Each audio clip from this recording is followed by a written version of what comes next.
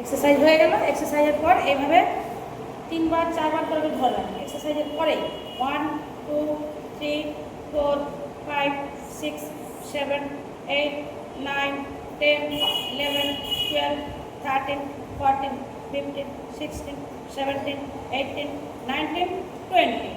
আবার এরপর ধরুন শ্বাস নিয়ে উঠে যান, শ্বাসটা নিয়ে ধরে থাকুন পাটা তুলে। এবার এক দৃষ্টি তাকিয়ে দেখুন, দেখবেন পা নড়বে না। 1 2 3 4 5 6 7 8 9 10 11 12 13 14 15 16 17 18 19 20। এটা হলো। আবার এটা চেঞ্জ করে 1 2 3 4 5 6 7 8 9 10 11 12 13 14 15 16 17 18 19 20।